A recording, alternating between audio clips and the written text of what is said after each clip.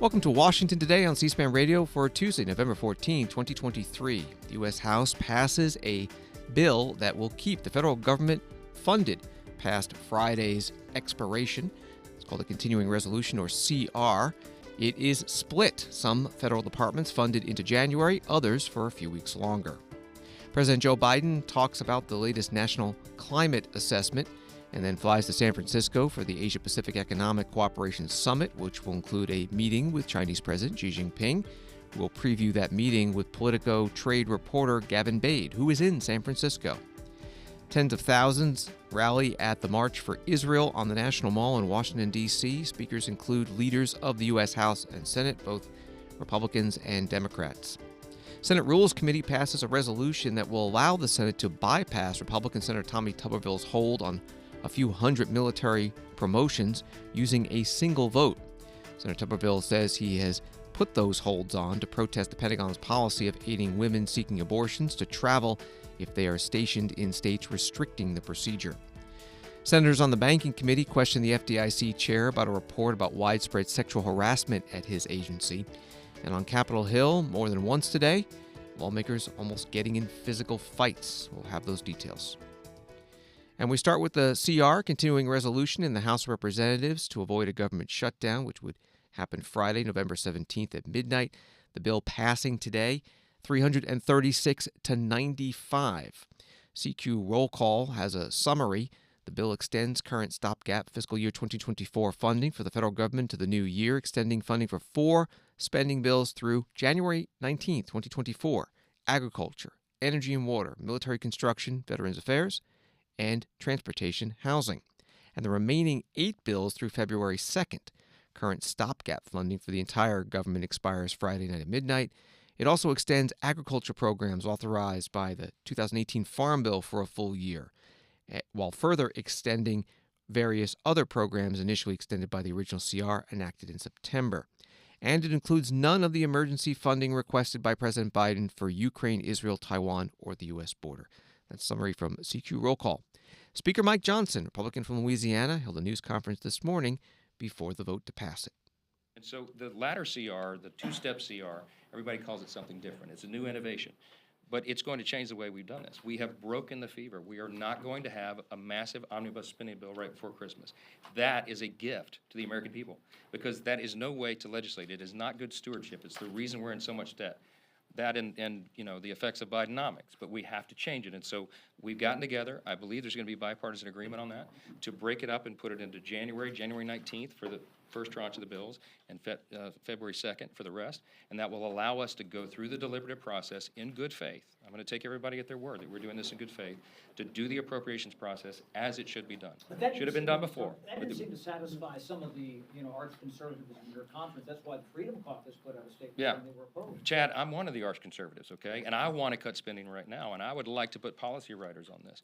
But when you have a 3-vote majority, as we do right now, we don't have the votes to be able to advance that right now. So what we need to do is avoid the government shutdown. Why? Because that would unduly harm the American people. Troops wouldn't be paid. We know all the effects of that. And so we have to avoid that, and we have a responsibility to do it. But this allows, as was said, as the majority leader said, this allows us as conservatives to go into the fight on the next stages of this, to talk about real border changes, policies at the border, to close the southern border, to get it under control, to talk about the oversight that's necessary on additional Ukraine aid, to get Israel done if they don't do it as we beg them to do. All these other matters in the supplemental, that puts us in the policy discussion, and we'll have stringent fights on principle and philosophy and cuts as well. Mr. Speaker, just to follow up on that, a number of Republicans are supporting your plan to avert a government shutdown, but you've obviously heard the concerns from the some that are not. What did you tell those members who call your plan a mistake, who say it's a surrender? We're not surrendering, we're fighting, but you have to be wise about choosing the fights. You gotta fight fights that you can win, and we're going to, and you're going to see this House majority stand together on our principle, and we're going to do that. But the shutdown would occur on November 17th. Look, it took decades to get into this mess, right? I've been at the job less than 3 weeks, right? I can't turn an aircraft carrier overnight. But this was a very important first step to get us to the next stage so that we can change how Washington works. And I think the ladder CR, the two-step CR, however you describe it, is a big, important part of that. And I think every member in that room agrees that that's an important innovation, and it changes the way things are done. But you're doing what Kevin McCarthy did. You're extending government funding. You're not including spending cuts. Democrats, you're going to need them to carry this. He lost his job in large part over this. Are you concerned at all that this could make your speakership any less secure? I'm not concerned about it at all. And Kevin, should take no blame for that. Kevin was in a very difficult situation when that happened. This is a different situation. The innovation that we've created, this new vehicle that the Democrats initially said was so frightening, actually turns out to be something that will change the way we do this. And so this is a very different situation. We're taking this into the new year to finish the process and get back to the original way that this is supposed to work. And by the way, the House Republican Conference is committed to never being in this situation again. I'm done with short-term CRs. We're resolved. So what that means is you're going to see in the beginning of this next year, we'll be walking and chewing gum at the same time. We're going to get the appropriations process running on time as it's supposed to be under law. The Budget Control Act of 1974 has very specific provisions in there on how this is to be done. Congress hasn't done that for as long as we can remember. But we're going to get back to that because that's good stewardship. The American people deserve it. And the debt situation we find ourselves in necessitates that. House Speaker Mike Johnson, Republican from Louisiana, at a news conference this morning before the House later in the day passed that version of the CR to keep the government funded, passed this Friday by a vote of 336 to 95. On the yes side, 127 Republicans and 209 Democrats. On the no side, 2 Democrats, Jake Auchincloss of Massachusetts and Mike Quigley of Illinois, and 93 Republicans. 431 members casting ballots. This was brought up under a procedure that required a 2/3 vote to pass. So it needed 288 yeses. It got 336.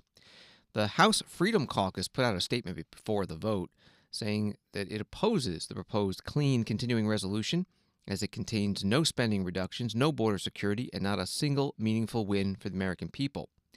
They went on, the Republicans must stop negotiating against ourselves over fears of what the Senate may do with the promise, roll over today and we'll fight tomorrow.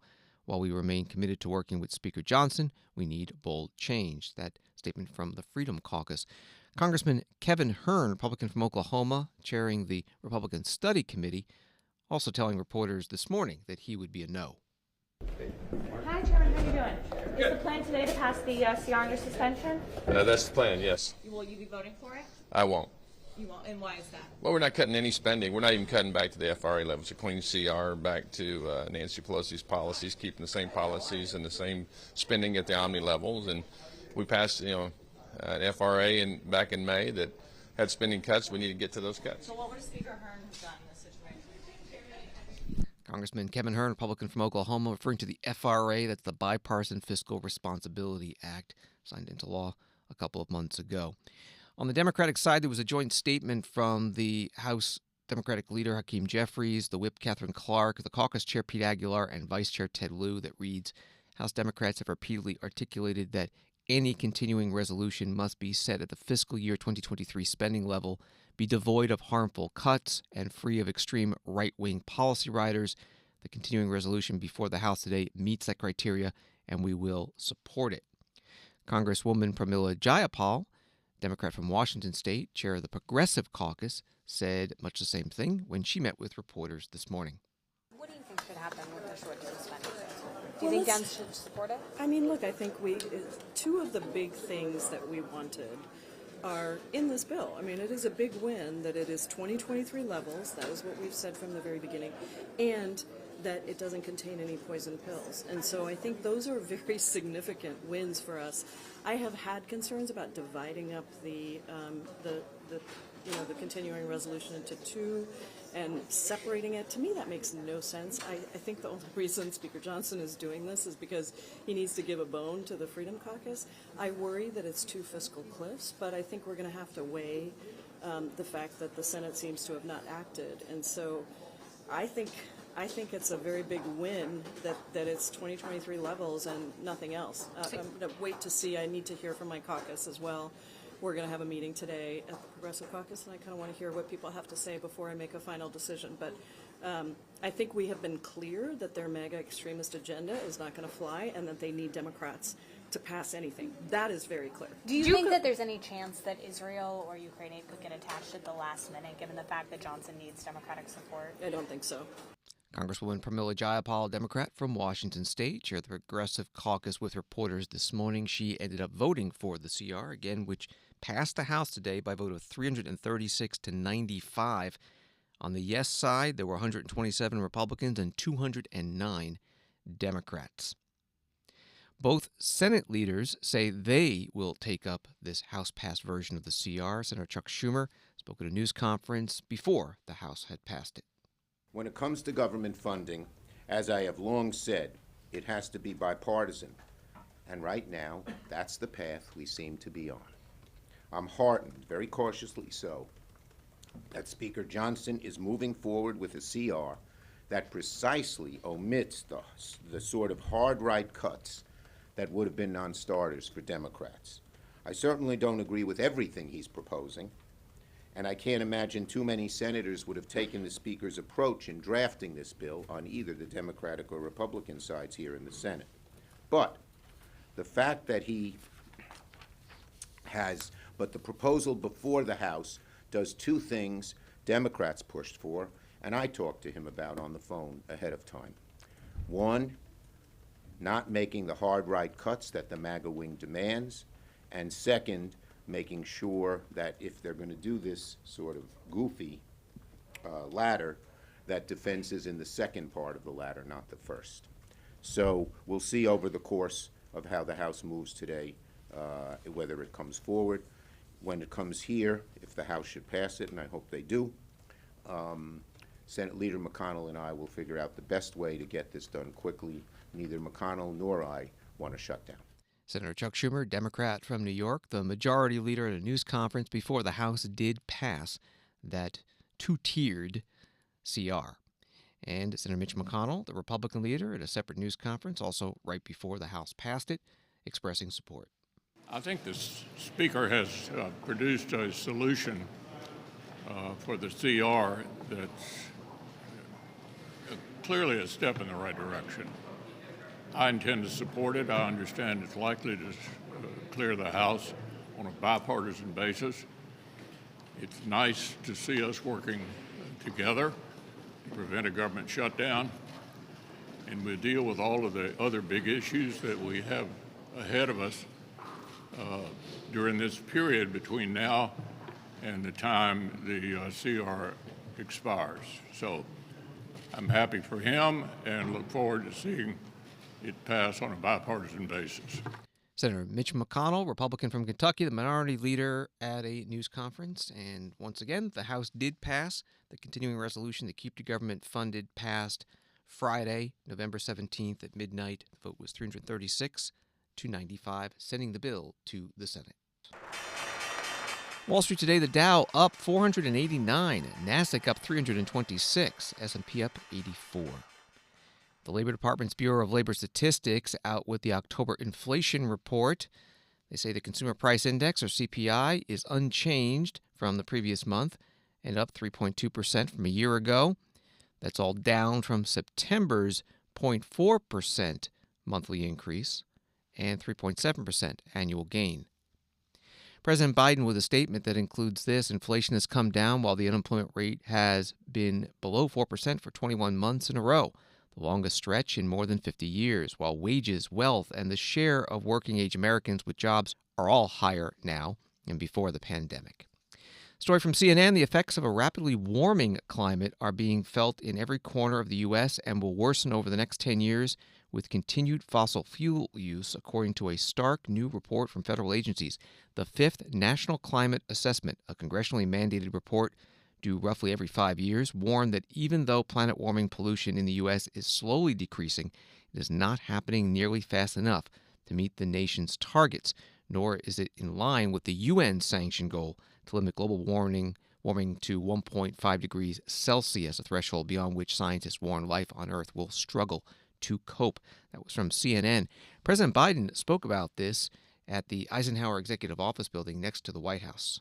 This summer and this fall have been the Earth's hottest since the global records began to be kept in the 1800s. Think about that. The hottest we've ever recorded in history. It's an impact the decades are making because inaction there was inaction for much too long. Look, but we're acting now. We have been acting. We've come to the point where it's foolish for anyone to deny the impacts of climate change anymore. But it's simply a simple fact that there are a number of my colleagues on the other side of the aisle, mega Republican leaders, who still deny climate change, still deny that it's a problem. My predecessors, much of the MAGA Republican Party, in fact, feel very strongly about that. Anyone who willfully denies the impact of climate change is condemning the American people to a very dangerous future. The impacts we're seeing are only going to get worse, more frequent, more ferocious, and more costly. Last year alone, natural disasters in America caused $178 billion in damages. They hit everyone, no matter what their circumstances, but they hit the most vulnerable the hardest. President Biden today in the Eisenhower Executive Office building, part of the White House complex. He also announced the Energy Department will spend $3.9 billion for strengthening the electric grid to make it less vulnerable to extreme weather and natural disasters. And the Environmental Protection Agency will award $2 billion in grants to help communities turn to carbon-free energy. At the end of his remarks on the climate report, President Biden took a few questions from reporters. One was about his trip to San Francisco for the APEC Leaders Summit, at which he will meet on Wednesday with Chinese President Xi Jinping, a meeting that a Politico article calls high stakes, and writes their first face-to-face meeting in a year and likely their last before the U.S. presidential election amid a growing threat of military conflict between the world's two largest economies and a deepening mistrust that has pushed relations to their lowest level in a half-century. Part of your meeting with Xi tomorrow, sir, and how would you define success with your meeting with President Xi? To get back on a normal course of corresponding, being able to pick up the phone and talk to one another if there's a crisis, being able to make sure our military still have contact with one another. We can't take, as I told you, we're not trying to decouple from China. But what we're trying to do is change the relationship for the better. From my perspective, if in fact the Chinese people who are in trouble right now economically, if the average if the average citizen in China was able to have a decent paying job, that benefits them and it benefits all of us. But I'm not going to continue to sustain the support for positions where if we want to invest in China, we have to turn over all our trade secrets. More on President Biden's meeting Wednesday with Chinese President Xi Jinping. Joining us on the phone from the APEC Summit in San Francisco is Gavin, a trade reporter with Politico. Thanks for being with us. There's a lot of buildup on this meeting. What does the White House want out of it? What does China? Well, I think as you heard President Biden say today, the White House really just wants to stop the relationship from getting worse. I think that has been the point of all of this diplomatic rapprochement we've seen this year. Multiple cabinet officials going over to China this year, Secretary Yellen, Secretary Raimondo, Tony Blinken, and more. That has all been built up to build diplomatic goodwill to get these two leaders in the room again. I think that the U.S. side feels like the last time Biden and Xi met, that was in Bali last year, that they were really able to stabilize a relationship that had been kind of sliding since the Trump years and then the start of the Biden administration. There was some angst early this year that the balloon incident could derail that progress and make it so that we wouldn't get President Xi over here. But it looks like they've been able to paper over those gaps, and I think they want to establish dialogue again and make sure that they don't slide into crisis here over anything. So it's an admittedly, I think, low bar for the Biden administration to just say that we don't expect much behavioral change from China. We don't expect them to, do anything much differently after this meeting, but maybe you can take some of those worst case scenarios off the table when it comes to Taiwan or other flashpoints like that. I think from the Chinese perspective, they want to use this as an opportunity to show that, they're open for business again. They want their foreign direct investment has plummeted. They're having some pretty serious economic problems right now, and I think they want to use this as an opportunity to show international businesses that that decoupling is not going to happen and that the Chinese economy is investable, because I think a lot of businesses are questioning that right now. You wrote today that political anxiety over trade in America's Rust Belt is still alive and well, and it's threatening to sink President Joe Biden's efforts to confront China and reshape the global economy. What's the news there? Yeah, so alongside the Biden and Xi meeting, the Biden administration had planned to unveil the details of their new economic pact, their new economic deal for the Indo-Pacific. This is called the Indo-Pacific Economic Framework. And there have been negotiators from the 14 member nations in San Francisco for almost a week now trying to hammer out the last details of the trade part of that deal. There's 4 parts. There's trade, supply chain, sustainability, anti-corruption. The trade part was the most ambitious, and it was the most challenging to get an agreement on. And in the last few days, the U.S. has actually pulled back on those negotiations and decided that we're going to have to punt any agreement on the trade pillar to next year. And a big part of the reason is domestic political backlash. You've seen some senior Democratic senators come out and say that they have some serious concerns about the trade provisions that were being negotiated. And I think the most prominent among them is Ohio Senator Sherrod Brown. He's the chairman of the Powerful Banking Committee, and he's up for re-election next year in Ohio. And Ohio is an increasingly red state, and it's very, very trade skeptical. A lot of voters there and elsewhere in the industrial Midwest blame trade deals like the proposed Trans-Pacific Partnership in 2016 or NAFTA or other deals for sending manufacturing jobs overseas.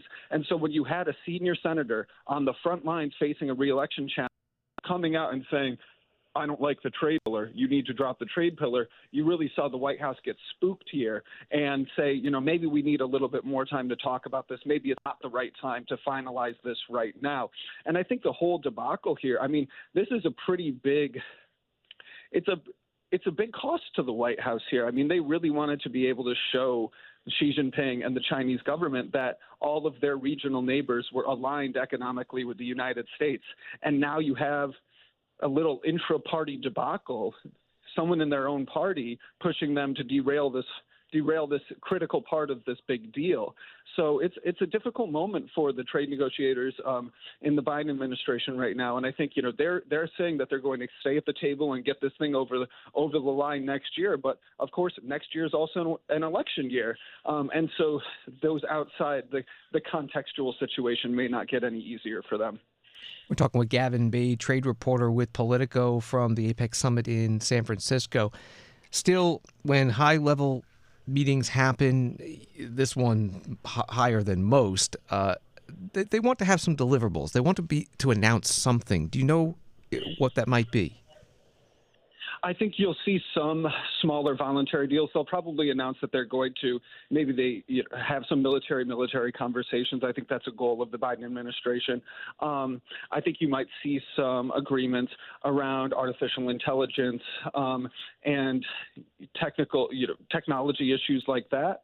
And I think there will just also be maybe more of a sense of the relationship returning to a bit more of normality, right?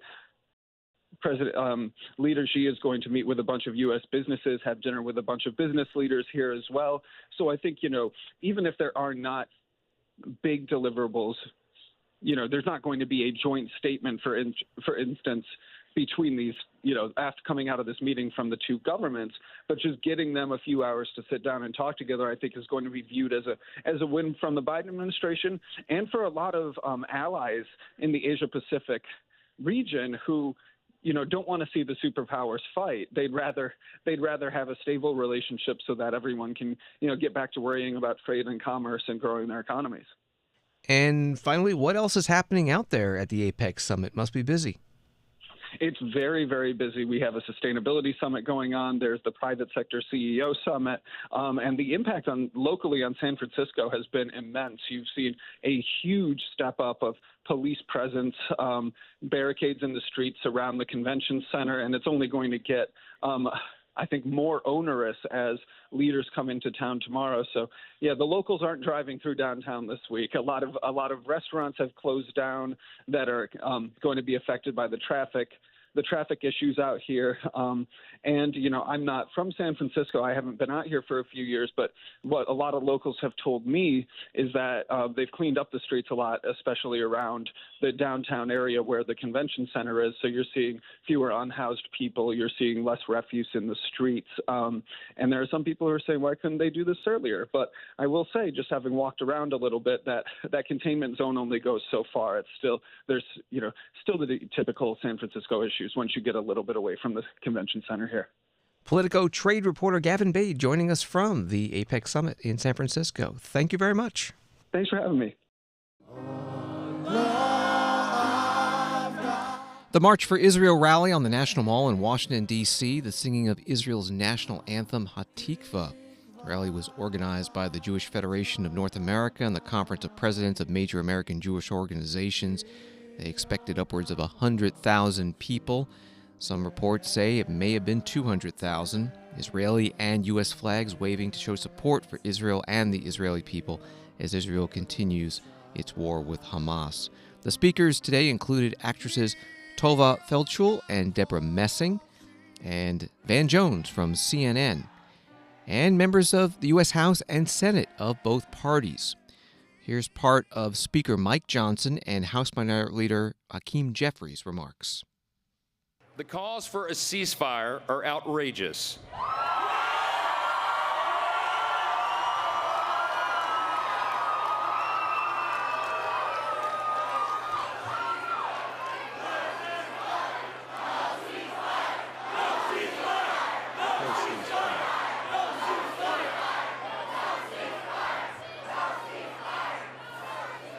We stand with you in that. Hamas terrorists waged the bloodiest assault on Jewish lives since the Holocaust, and there are hundreds of hostages, many of them Americans, still stuck inside Gaza.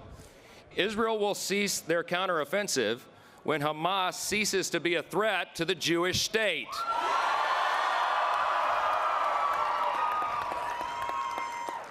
But Hamas's genocidal and anti-Semitic rhetoric isn't just confined to Gaza, as you know.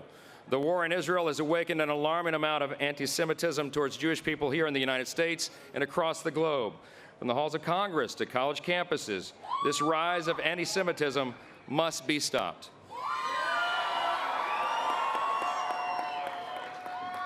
We've heard many echo the Hamas rallying cry of "from the river to the sea," and I'm convinced that a lot of these college students that are engaging in these protests do not understand that is an explicit call for the extermination of Israel.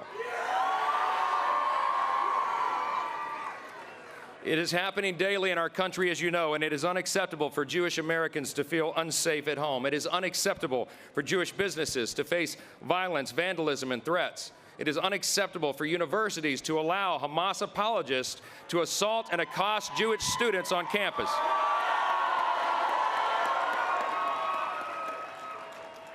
It is unacceptable for any political leader in this nation to give credence to this dangerous rhetoric. We can and we must do more to stand with our great ally and friend. And it is my hope that this gathering today serves as a reminder to the entire world, but also to those within our own borders, that the United States stands proudly with Israel and the Jewish people forever, forever. Thank you for allowing us to be a part of this. God bless you.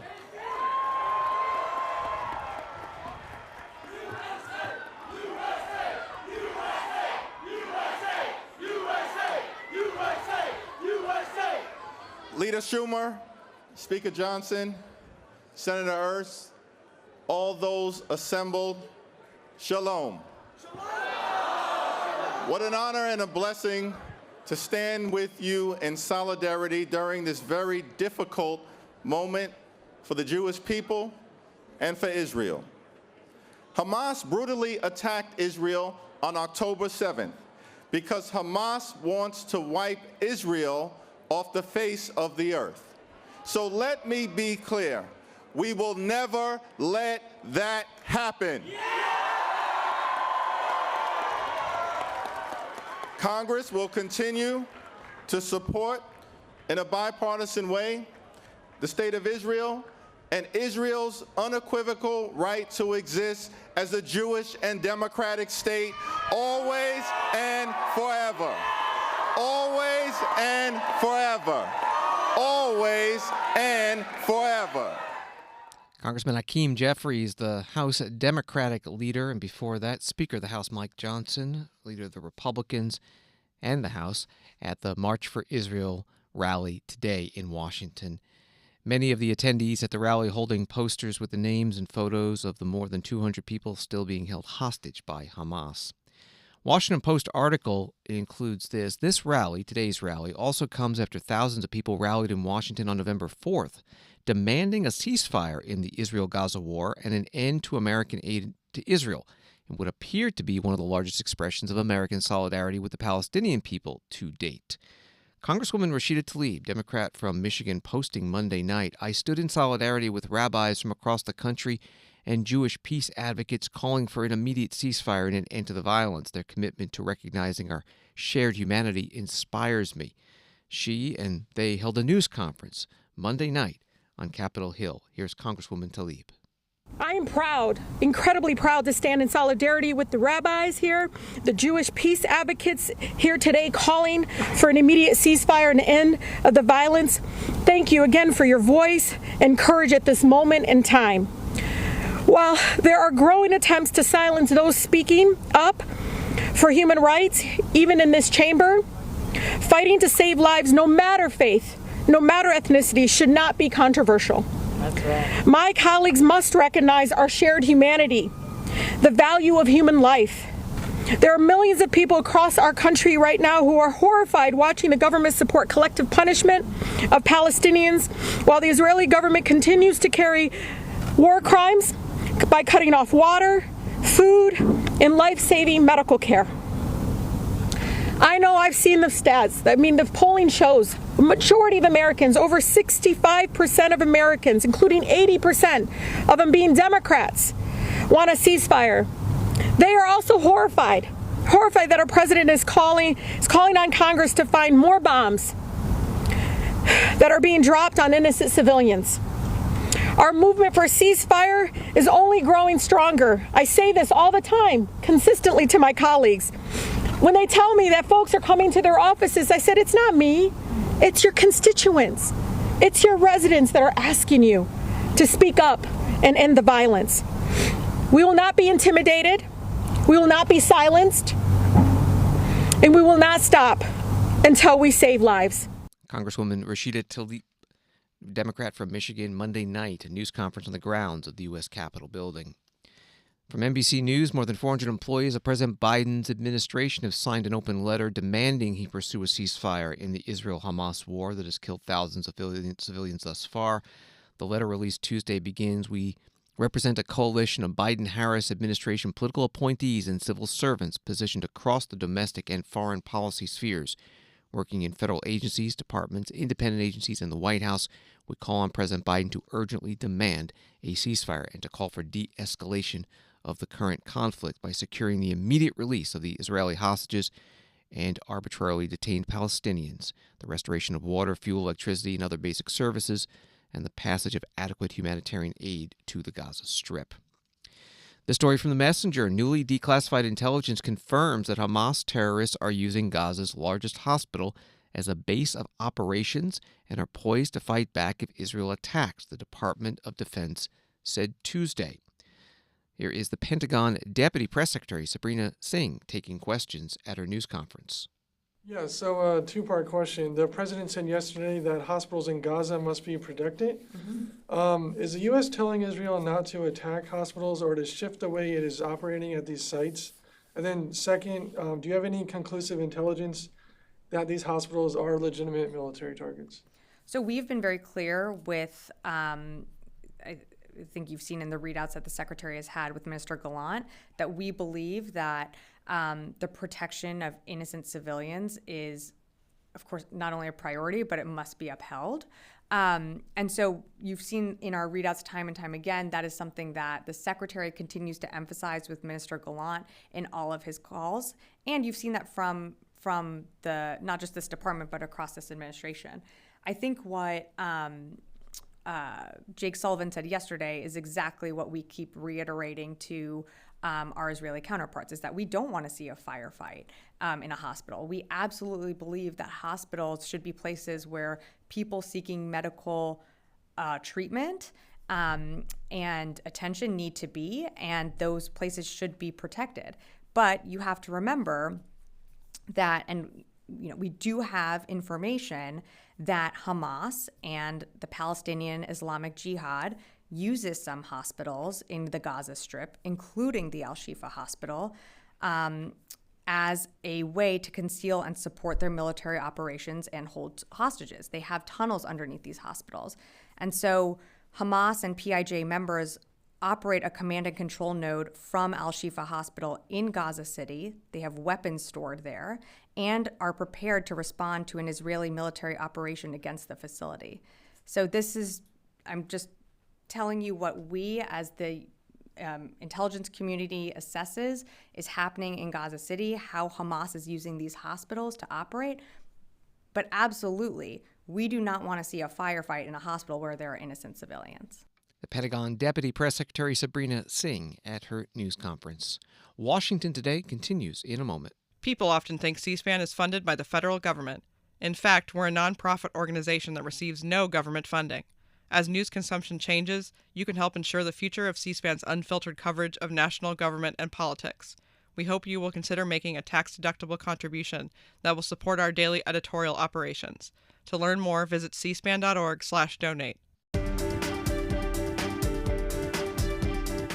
Welcome back to Washington Today, available as a podcast, wherever you find your podcasts, and on the C-SPAN Now mobile app. The Senate Rules and Administration Committee today took up a resolution that will allow hundreds of military promotions which have been blocked by Senator Tommy Tuberville for months to pass with a single vote on the Senate floor, known as an en bloc presentation, except for officers nominated to the Joint Chiefs of Staff or to lead a combatant command. Senator Tuberville, Republican from Alabama, has been protesting the Pentagon's policy that allows service members in a state that restrict abortion to receive assistance to travel to a state that has more lenient laws. This is not a change in the Senate rules being considered by the committee, but what is called a standing order resolution that will apply through the end of 2024. Senator Amy Klobuchar, Democrat from Minnesota, chairs the Rules Committee. For months, Senator Tuberville has not listened to his Democratic or his Republican colleagues, and many of them has now spoken out on the Senate floor. He's not listening to those who run our military. He's not listening to former military officials. So we need to stand up for our military and our national security and allow these promotions to move forward, because when our troops are on the battlefield, they don't ask if their commander is a Democrat or a Republican. They don't ask what their views are on certain issues that they may not agree with. They just do their jobs. They don't ask if the person next to them voted for and who they voted for and whether they hold a certain political position. Regardless of our own political views, we need to do what it takes to make sure our military has its leaders in place to protect our country. I get back to my first 3 words that I learned in that high school gym: improvise, adapt, and overcome. That is what this policy is about. It is temporary, and it makes a change simply for the nominations in the military that are before us through the end of the Congress.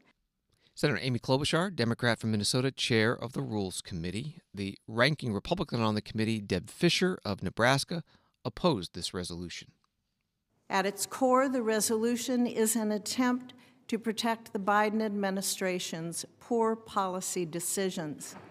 Though federal law prohibits the Department of Defense from using federal funds for abortions except in very limited circumstances, the Department of Defense has put in place a policy that facilitates abortions by paying for travel across state lines to obtain one. This policy not only goes beyond the Department of Defense's statutory authority, it doesn't do anything to increase our military readiness and hasn't even been broadly utilized. Unofficial reports indicate it likely has been used by only 12 women. Even so, this administration refuses to eliminate the policy. What we need right now is to come together and tell the administration to stop violating the law and revoke this policy. If the policy is revoked, the resolution before us today is not necessary. This resolution undermines the Senate's long-standing tradition of rights for the minority party. With few exceptions, it would take away the right of a single senator, or 10, or 20, or 40 senators to object to a military nomination or promotion that is being offered for unanimous consent. It would allow a simple majority to override those objections. Senator Deb Fischer of Nebraska, the ranking Republican on the Rules and Administration Committee at today's meeting. The committee approved this resolution by a party line vote of 9-7, sending it to the full Senate. The Hill has an article that reads, "It remains an open question whether Senator Schumer will get enough Republican support for the standing order resolution, which would change Senate procedures for confirming non-political military promotions for the rest of the 118th Congress." That would be the end of 2024. From Reuters, the head of the U.S. Federal Deposit Insurance Corporation faced outraged criticism from lawmakers on Tuesday following a media report that cited pervasive, long-standing allegations of sexual harassment at his agency. FDIC Chair Martin Gruenberg, who appeared at a Capitol Hill oversight hearing with other top financial regulators, told the Senate Banking Committee he was personally distraught after the Wall Street Journal's report on Monday and committed to providing a safe working environment for staff. That reporting from Reuters. C-SPAN covered this hearing. Here is Senator Cynthia Lummis, Republican from Wyoming, questioning Chair Gruenberg. You've been there for 18 years at an agency that now has been exposed as having a hostile work environment towards women, that women are denied opportunities for advancement. They are denied opportunities to travel on the road. So this disgusting behavior can continue among your colleagues, people who work for you under your direction. We know that some of the employees who harassed women at the FDIC found employment at other agencies. Great. Send them elsewhere instead of oust them from the system.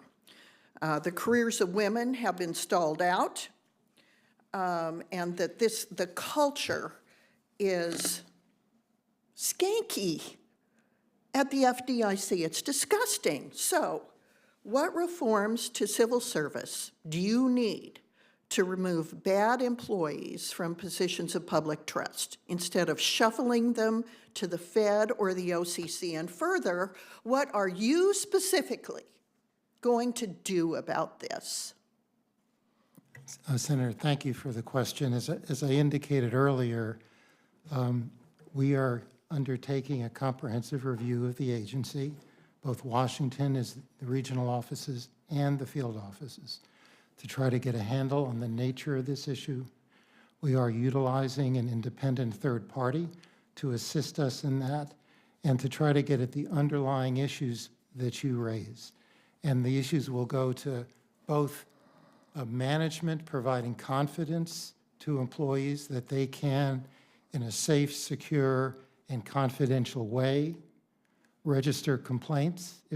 Tell me why you haven't done anything since you became chair about this. Did it take a Wall Street Journal article so you were publicly outed for this disgusting work culture? Why when you had the earlier report in your hands, didn't you do anything about it? Well, Senator, if I may say, that earlier report had 15 recommendations. all of which the agency resolved to the satisfaction of the IG. Did it change the culture? I think it probably didn't, and I think candidly that's the underlying issue here. And I raised that earlier, that it's not simply a matter of policies and procedures, but trying to get at the underlying issues that make it challenging for employees to utilize them, and that management has a responsibility to enable employees to do that. And I think that's what we want to focus on. Okay, so you know that people were either puking off of roofs and peeing in elevators or vice versa. Well, that was certainly in the report, and that's certainly things we will be looking at. Okay, you know, if that happened in my office, I would be doing a lot more than looking at it. Senator Cynthia Lummis, Republican from Wyoming, questioning FDIC Chair Martin Gruenberg at today's Senate Banking, Housing, and Urban Affairs Committee hearing that also had other financial regulators testifying. You can find the full hearing at our website at cspan.org. Congressman Tim Burchett, Republican from Tennessee, one of the 8 House Republicans who voted to remove Speaker Kevin McCarthy, Republican from California, from the speakership last month, says that Kevin McCarthy elbowed him in the back this morning while he was talking to a reporter. Congressman Burchett later told CNN reporter Manu Raju what happened. Well, I was doing an interview with Claudia from NPR, a lovely lady, and she was asking me a question, and at that time I got elbowed in the back, and it kind of caught me off guard because it was a clean shot to the kidneys, and I turned back, and there was Kevin, and I for a minute I was kind of, what the heck just happened? And then I chased after him. Of course, he's as I've stated many times, he's a bully with $17 million in a security detail. You know, he's the type of guy that, when you're a kid, would throw a rock over the fence and run home and hide behind his mama's skirt. And he just, you know, he from behind, that kind of stuff. That's not the way we handle things in East Tennessee. If we have a problem with somebody, I'm going to look them in the eye and talk to them. Congressman Tim Burchett, Republican from Tennessee, talking to CNN on the Capitol steps. Later, Congressman Kevin McCarthy spoke to a group of reporters inside the Capitol building. A reporter was interviewing Burchett or something. I guess our shoulders hit because Burchett runs up to me after. I didn't know what he was talking about. So reporters asked me. I did not run and hit the guy. I did not kidney punch him. I did not shoot anything like that. You didn't shove him? No. We're walking through. You were at HC5, right? You guys line up along the way there. It was Bruce Wester and I walking out, and he must have been interviewing someone. I didn't know it was him or something. I guess our elbows hit as I walked by. I didn't punch anybody. Did he run after you? I guess it happened because when I was walking back further, I don't say somebody was interviewing me or talking to me, and he comes running up like, why did you hit me or something like that? I said, I don't know what you're talking about. I didn't even know something transpired. But reporters or witnesses said it looked like there was plenty of room for you to walk and that you intentionally hit him. There is, okay, not a place. Show me a reporter who saw that. Call Bruce Westerman. Okay, well, ask Bruce Westerman. No, I did not go up. If I would hit somebody, they would know I hit him. He said he knew he hit him.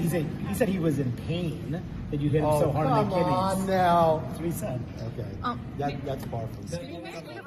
Congressman Kevin McCarthy speaking to reporters. Later, Congressman Matt Gaetz, Republican of Florida, another of the 8 Republicans who voted to oust Kevin McCarthy, filed a formal ethics complaint against Kevin McCarthy, alleging that he assaulted Congressman Tim Burchett. Another tense exchange today in the Senate Committee on Health, Education, Labor, and Pensions when Senator Mark Wayne Mullen, Republican from Oklahoma, read a tweet that one of the witnesses, Teamsters Union President Sean O'Brien, had posted about the senator a few months ago.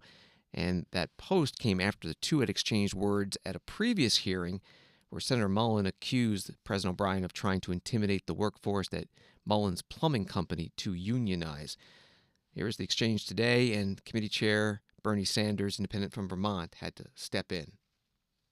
Tweeted at me 1, 2, 3, 4, 5 times. And let me read what the last one said. It said, greedy CEO who pretends like he's self-made.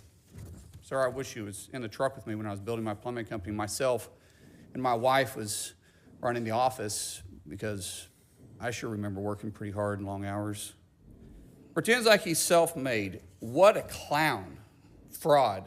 Always has been, always will be. Quit the Tough Guy Act and these Senate hearings. You know where to find me, any place, anytime, cowboy. Sir, this is a time, this is a place. If you want to run your mouth, we can be two consenting adults. We can finish it here. Okay, that's fine. Perfect. You want to do it now? I'd love to do it right now. Well, stand your butt up then. You stand your butt up. Oh, hold on. Big Oh, guy. oh, stop it. Is that your All right. solution every Hold it. No, sit down. Right, Eric, sit down. Okay. You know, you're a United States Senator. Sit down. Active. Oh, okay. Sit down, please. All right. Can I respond? Mr. Hold Sen- it. Hold it. If Hold we on. can't, no, This is I have what the he mic. said. I'm sorry. This is Hold what it. he said. You'll have your time. Okay. Can I respond? Oh, no, you can't. This is a hearing. And God knows the American people have enough of contempt for Congress. Let's not I don't make like it worse. thugs and bullies. And that's you what- And I don't like you, because you Hold just it. described yourself. Hold it. An exchange today with Senator Mark Wayne Mullen, Republican from Oklahoma, and Teamsters Union President Sean O'Brien, and the gavel being held by Senator Bernie Sanders, independent from Vermont, the committee chair. Before the exchange today, Mark Wayne Mullen had responded to Sean O'Brien's post with this: an attention-seeking union Teamster boss is trying to be punchy after our Senate hearing. Okay, I accept your challenge. MMA fight for charity of our choice, September 30th in Tulsa, Oklahoma. I'll give you 3 days to accept. Senator Mullen repeated that offer today was not accepted. Senator Mullen is a former professional mixed martial arts fighter. Thanks for listening to Washington Today. Sign up for C-SPAN's evening newsletter, Word for Word. It's free, and get the stories making headlines in Washington emailed to you every day. Subscribe at cspan.org/connect. Have a good night.